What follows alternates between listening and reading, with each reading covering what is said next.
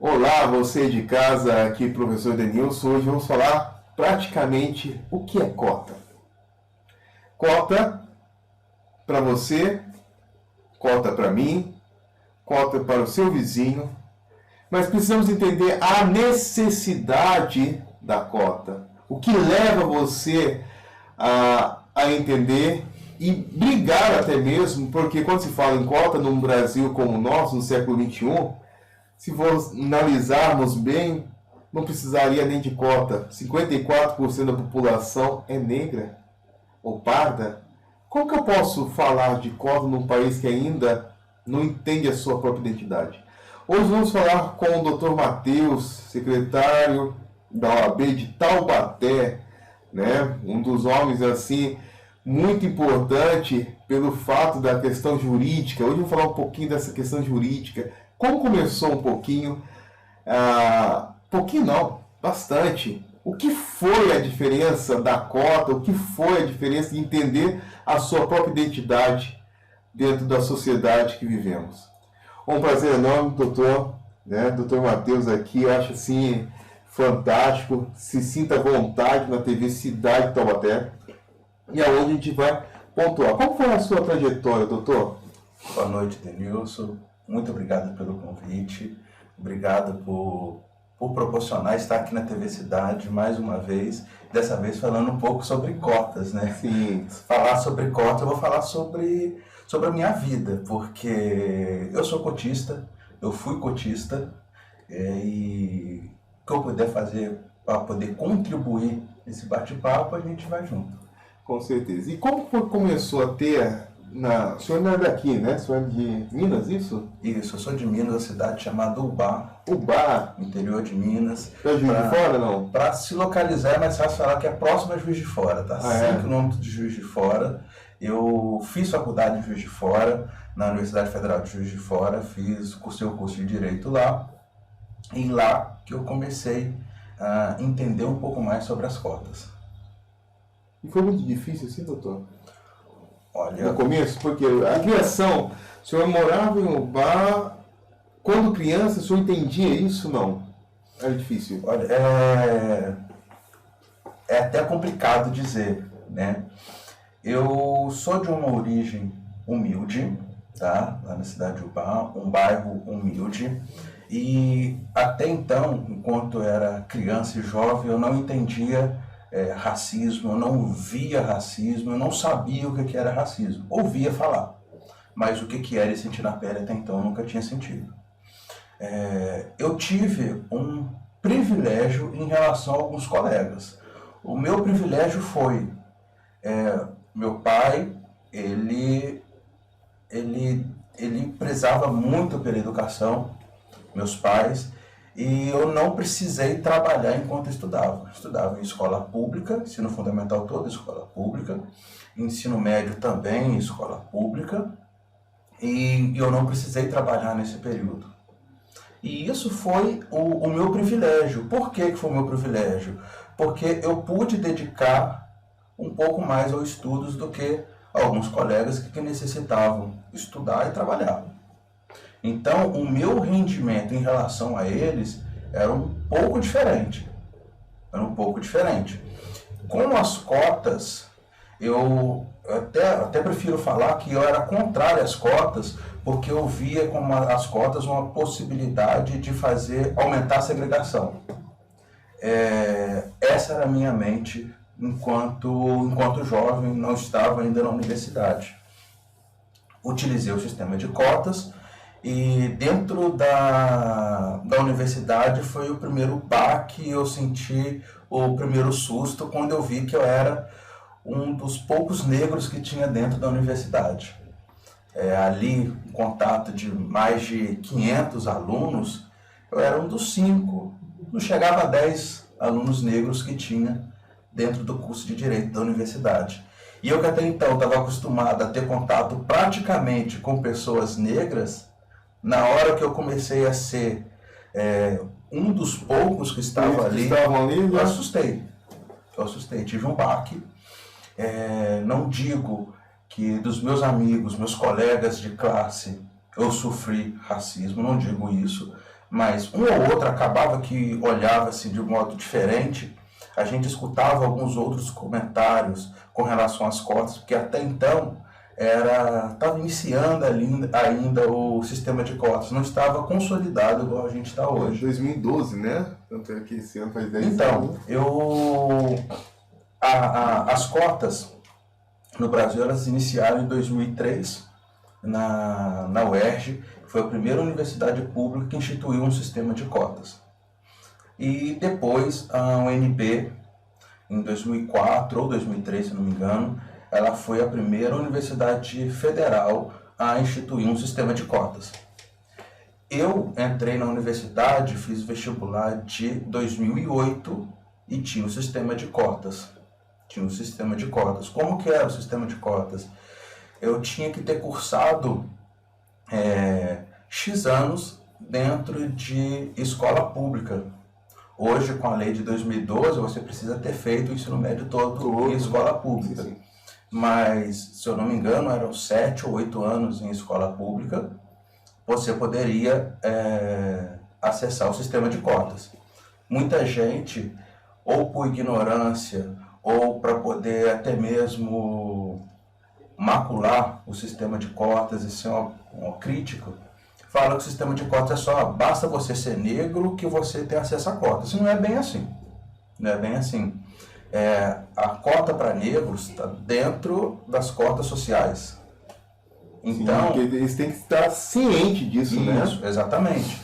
Um negro rico que estudou somente em escola privada, ele não vai ter direito ao sistema de cotas.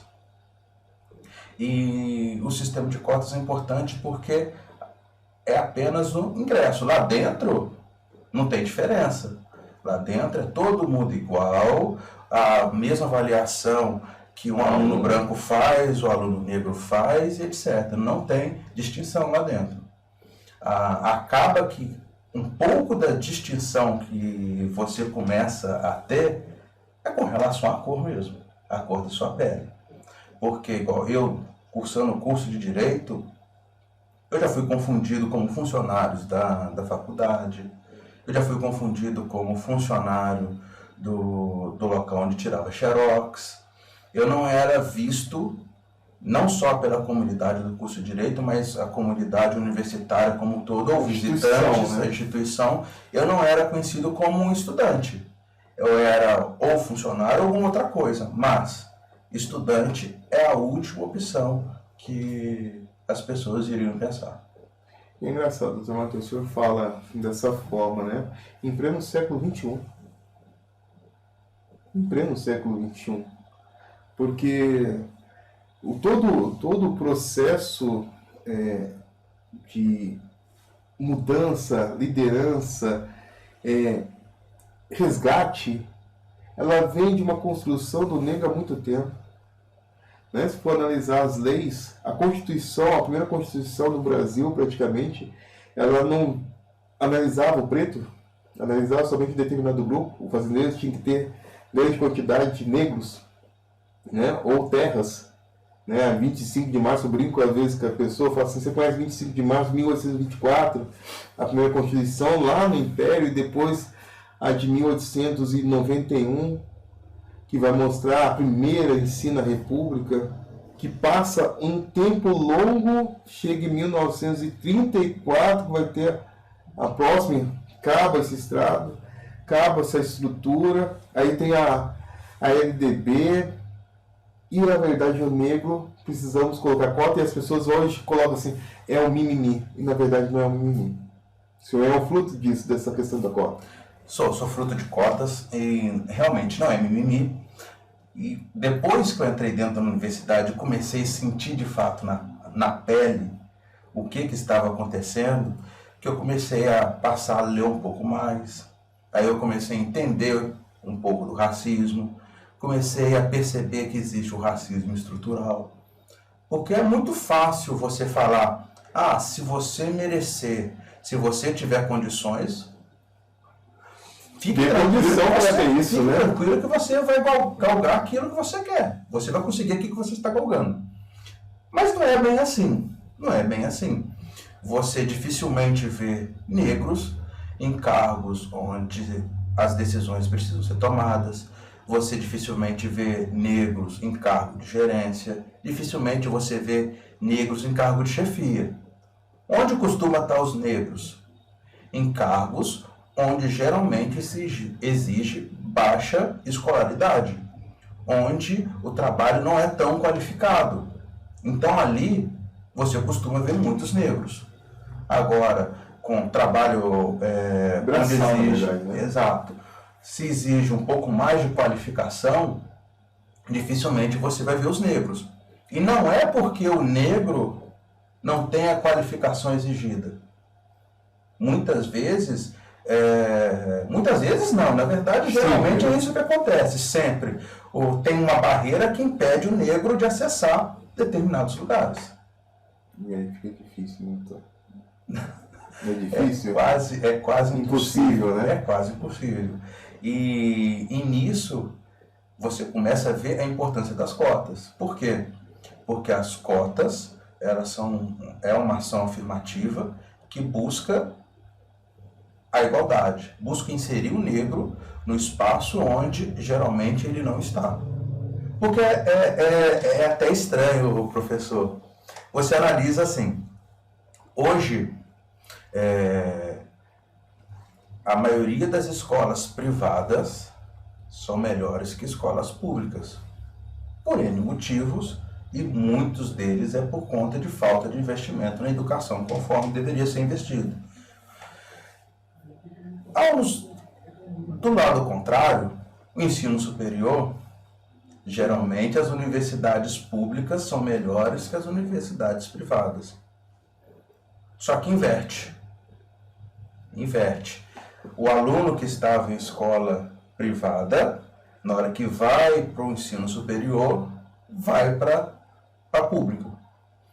Sim. E quem estava na pública, na hora que vai para o superior, vai para o privado. Então aí tem uma coisa que é estranho. A cota é boa não só para os negros que passam a ter acesso, mas também para os alunos de escolas públicas que dificilmente eles estariam na escola, no ensino superior de qualidade em nível público. Aí o senhor entrou na faculdade e lá dentro da faculdade teve alguma perseguição, assim, o senhor sentia isso? Não. De um grupo X. Não tinha, eu estava visualizando ali na minha comunidade e tal, fui para a faculdade, primeiro, segundo, terceiro ano, agora vou me formar no direito. E aí, doutor?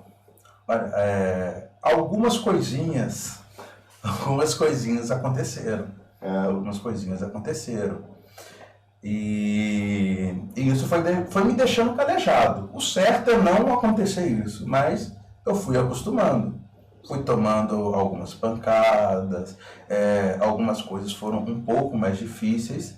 Eu não posso afirmar de forma clara que foi somente por ser negro, mas acredito que um dos motivos é esse.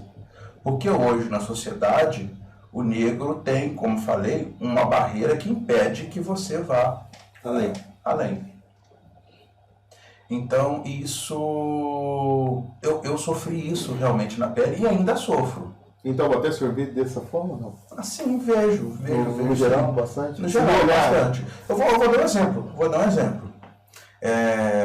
Tem um escritório aqui em Taubaté, meus sócios, eu sou o único negro. Horário de atendimento no fórum, vou falar de antes da pandemia, a gente tinha horário na parte da manhã que os advogados podiam ir.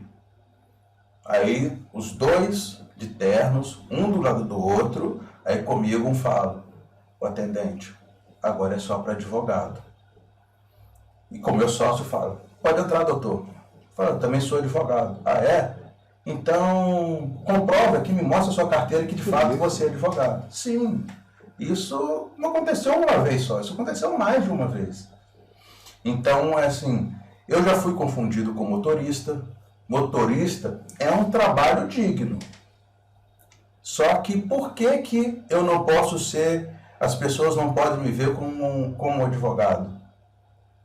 A primeira, afirmando sempre. Isso. A primeira, eu preciso estar afirmando sempre. Dificilmente, se você pegar um negro e um branco com a mesma roupa, tudo idêntico, inclusive tem uma pesquisa, se não me engano, do Paraná, que mostra algumas fotos numa entrevista de emprego, você mostra para um, fala, o que é essa pessoa? Ah, esse daqui está praticando esporte, um branco correndo. Ah, e esse daqui está fugindo da polícia. Ele está atrasado para alguma coisa, sempre alguma situação de forma pejorativa. Então, isso daí já tá na cabeça, já está na mentalidade das pessoas.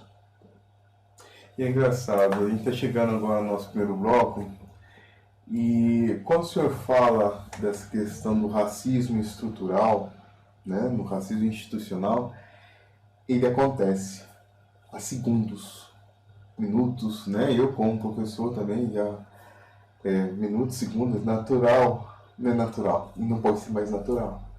Temos que falar, na verdade, o que é a cota, a necessidade da cota, da questão social, falando de saúde pública, né? Quando se fala de saúde pública, segurança pública, isso é algo assim que precisamos estar sempre mobilizando a sociedade, doutor. Porque hoje temos que um laço, não digo, um laço que precisa ser mais aberto. As pessoas precisam de casa saber, opa, quem é você? O preto demora muito, né? Imagina, não, doutor Matheus, quem é o doutor Matheus? E aí depois de todo esse processo, o senhor passou pela faculdade, chegou na cidade de Taubaté. Quanto tempo já está em Taubaté, doutor? 8 anos que eu estou em Taubaté. E aí, tá gostando ou não? Gosto, até que eu gosto da cidade, sim. Eu gosto bastante da cidade. Embora tenha esses problemas, igual tem em outros locais também, questão de racismo, etc., eu gosto da cidade. Hoje eu sou secretário-geral da OAB, Subseção Taubaté, e através do sistema de cotas. Não havia isso, doutor? Não havia. Na última eleição, agora no dia 25, sexta-feira, fez 1 ano da eleição aqui no estado de São Paulo, foi instituído que teria cotas em todos os níveis de eleição da OAB. Então tem uma determinação da OAB Nacional que tem um sistema de cotas e paridade de gênero. Então 30% tem a paridade de gênero e 30% das chapas precisam ser compostas por negros e pardos. E se não houvesse isso, eu não estaria participando do certame que aconteceu no ano passado. Até porque já estavam escolhidos os advogados que se fariam a composição da chapa para poder concorrer àquele pleito. Como teve essa determinação, aí eu fui visto, me convidaram e a gente conseguiu vencer as eleições e hoje eu estou como secretário-geral da OAB, Subseção Taubaté. Isso é importante porque é difícil você ver o negro, se não tiver um sistema de cotas, se for pela meritocracia que as pessoas tanto falam, se você merecer, você consegue. Se não tiver um sistema desse, não consegue. Você não vai ver o negro. Não é visto. Não é visto. Hoje eu estou como secretário-geral da OAB, a gente tenta fazer um trabalho diferenciado aqui na OAB Subseção Taubaté, tanto que o Fórum de Igualdade Racial esse ano foi na OAB. E a gente está de portas abertas para que a população como um todo, a gente está aí para poder lutar pelas causas sociais, porque a OAB não é somente voltada para os advogados. A OAB tem um papel muito importante na preservação da sociedade. Então, se a OAB se omitiu anteriormente, aqui em Taubaté, pelo menos, a gente vai tentar não se omitir. E é um desafio, né, doutor? desse Sim. processo? Sendo o primeiro isso na história da OAB geral, secretário-geral, isso não, viu? Já puxou esse processo todo? Não peguei. Mas deve Puxei. ser, pelo fato até mesmo que vivemos ainda uma cidade, um vale do Paraíba de coronéis, né? Onde quem tem que falar muitas vezes é o coronel fulano de tal, né? E o negro sempre ficou distante. Hoje ele precisa estar dentro desse processo. A cota trouxe isso, né, doutor? Sim. A cota trouxe isso. Se não tivesse a cota, não teríamos, na verdade, essas profissões praticamente de negros dentro do mercado, né, de destaque. Opa, quem é você? Né? No passado é assim mesmo, é uma dificuldade, o senhor está falando. Pô, professor, eu chego lá no fórum, tenho meu sócio e de repente acontece isso. Né? Que dificuldade, né? Precisava ser assim? Não. Então é todo segmento. Eu digo assim, doutor, que falar da cota, e eu na educação, né? É simplesmente analisarmos oportunidades que algo mal resolvido de um passado, de dívida, de reconhecimento, de estrutura, de desenvolvimento em si. Porque precisamos deixar um legado para aqueles que estão vindo aí, né? Precisamos. E aí, dentro desse processo, ainda na sociedade, agora eu sou o Dr. Matheus, e agora quando eu estou no descanso eu sou o Matheus com a família. E aí, como a sociedade vê, professor? Doutor? Não precisa. Não precisa? Não precisa. Não precisa. Não precisa. Assim, professor, quem é o Matheus? Quem é o Matheus? O Matheus é um mineiro que está em Taubaté, adora a festa, mas gosta de ficar em casa também. Adora a festa, gosta de ficar em casa também. Eu, até pelo fato de estar um pouco mais envolvido nessa luta, no combate ao racismo, eu quero ocupar lugares onde que negro não estava.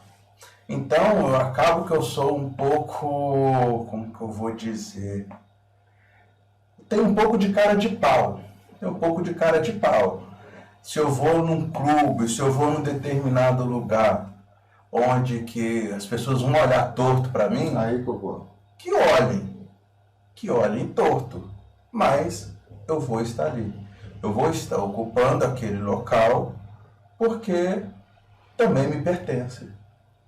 Se eu estou num clube e esse clube majoritariamente tem brancos, eu vou exigir o tratamento da mesma forma que os outros estão tendo.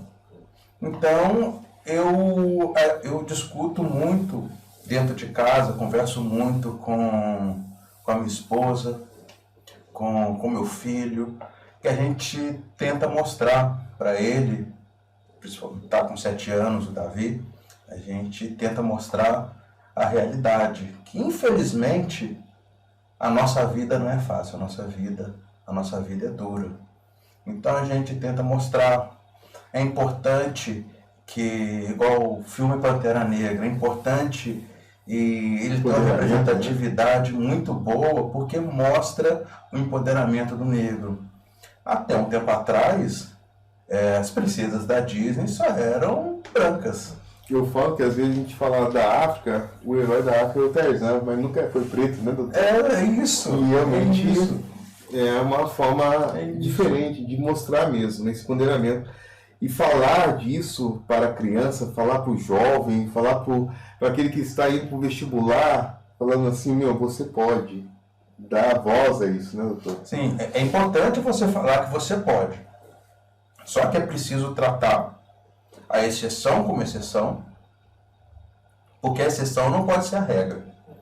Então, a gente não pode pegar uma pessoa X que com muita dificuldade essa pessoa trabalhava o dia todo, acordava 5 horas da manhã, 4 horas da manhã, trabalhava o dia todo, depois ia para cá, ia para aula, estudava, depois chegava em casa meia-noite, 1 hora, fazia o que tinha que fazer, dormia pouco e conseguiu, venceu na vida, virou um médico, etc. Isso é exceção. A gente não pode tratar a exceção como regra. Não é a regra. Por quê? O que é a regra? A regra é que a criança e o jovem estude, tenha alimentação saudável, é indicado que não trabalhe para poder aumentar o seu rendimento, que as famílias tenham condições os pais tenham condição de dar aquilo que ele necessita, todo mundo tem o direito de se alimentar bem. Então, essa é a regra.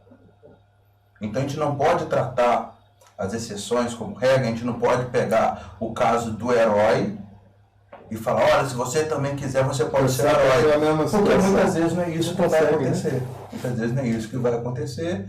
E eu até cito exemplo, eu tenho um amigo que eu já até aproveito aqui, se você tiver oportunidade, pode convidar o Vitor do Nascimento Martins. Negro, ele é mestre, doutor, pós-doutor. Hoje ele está como coordenador do curso de matemática na Universidade Federal do Espírito Santo, Campos Alegre.